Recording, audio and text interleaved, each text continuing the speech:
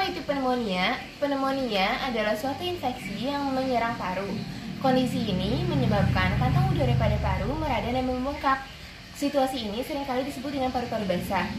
Pneumonia seringkali disamakan dengan bronkitis, padahal sungguh jelas berbeda antara pneumonia dan bronkitis. Bronkitis adalah suatu infeksi yang menyerang sistem pernapasan, yaitu bronkus.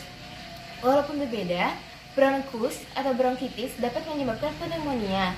Pneumonia ini dapat dirasakan oleh semua kalangan. Namun, apabila pneumonia ini menyerang anak-anak, maka resikonya akan lebih besar dan bisa mematikan.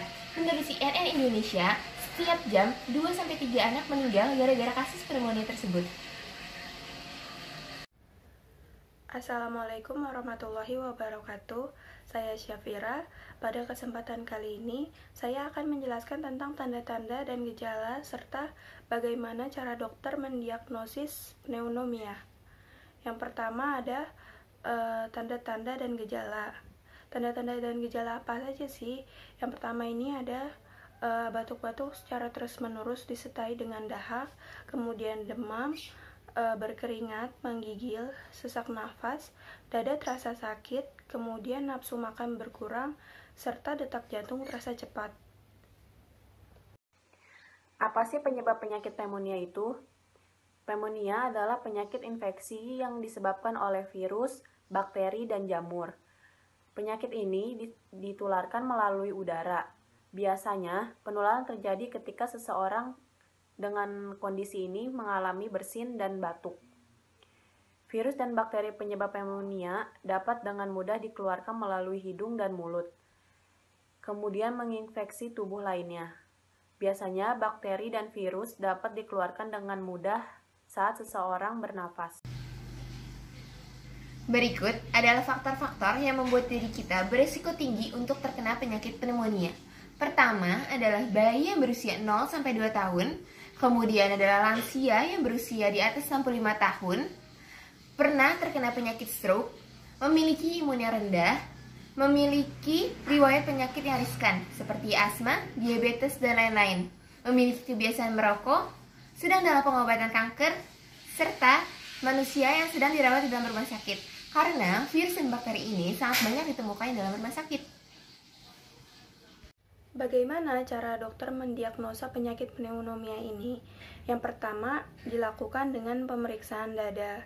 Pemeriksaan dada ini bertujuan untuk melihat paru-paru yang terkena pneumonia. Selanjutnya, ada tes darah. Tes darah ini untuk menentukan tipe virus dan jenis bakteri apa yang menyebabkan pneumonia. Selanjutnya, ada tes dahak.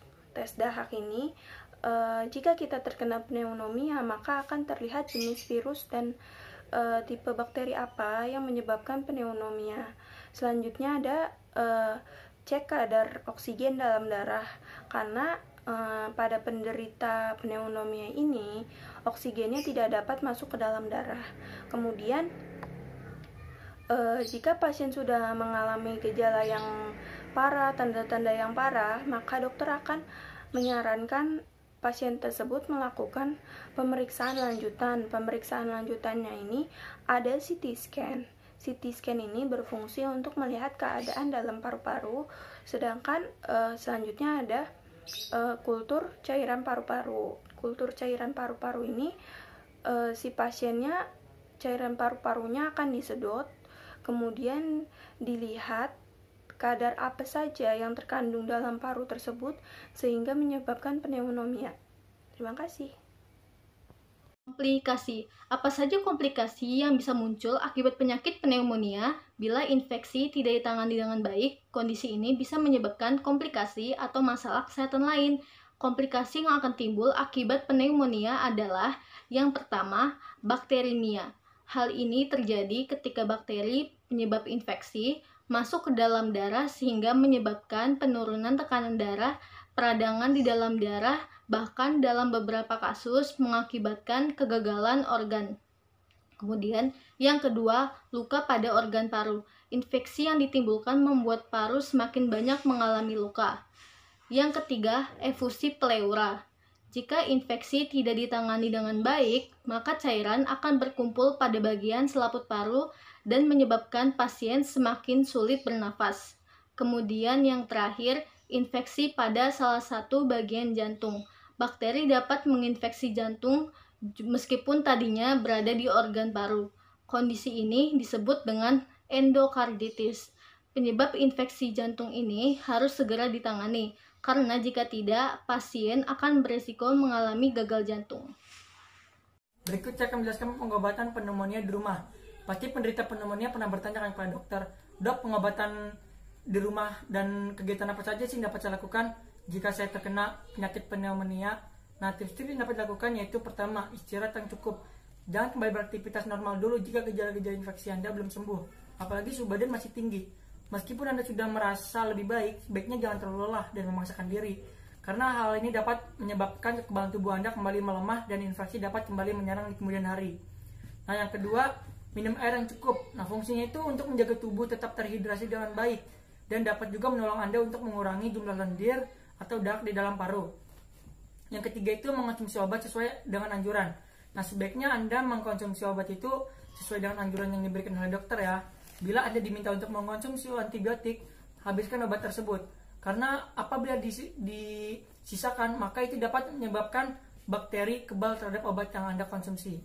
Nah, sekian yang dapat saya sampaikan. Semoga ilmunya bermanfaat. Terima kasih.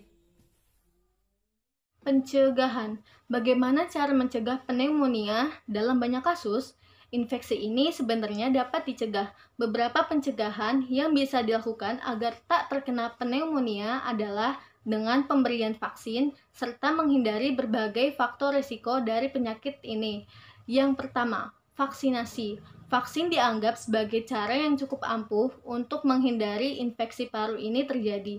Biasanya ada vaksin yang memang khusus untuk pneumonia dan ada vaksin untuk menangkal flu, karena infeksi sering terjadi setelah flu. Untuk mengetahui mana yang tepat untuk Anda, sebaiknya segera konsultasikan hal ini kepada dokter. Yang kedua, pastikan kalau anak-anak juga mendapatkan vaksin. Pneumonia pada anak juga dapat dicegah dengan cara vaksin. Biasanya, vaksin yang diberikan pada anak yang berusia di bawah 2 tahun dengan anak yang berusia 2-5 tahun berbeda. Pneumonia pada anak cukup berbahaya. Itu sebabnya sebaiknya segera berikan vaksin kepada si kecil dan diskusikan hal ini pada dokter anak Anda. Kemudian yang ketiga, menerapkan pola hidup yang bersih. Pneumonia adalah penyakit infeksi. Untuk mengurangi risiko, Anda harus menjaga kebersihan diri, keluarga, dan lingkungan. Sering-seringlah untuk mencuci tangan dengan sabun dan air bersih yang mengalir agar bakteri dan virus tak menempel di permukaan kulit. Kemudian, jauhi rokok. Kebiasaan ini hanya akan membuat saluran pernafasan Anda terinfeksi, termasuk organ paru. Lalu yang terakhir, lakukan pola hidup yang sehat. Hal ini bertujuan untuk menjaga kesehatan Anda secara menyeluruh. Selain itu, dengan mengonsumsi makanan yang sehat dan berolahraga yang rutin, Anda akan memiliki sistem kekebalan yang kuat dan mampu menangkal berbagai zat asing masuk ke dalam tubuh.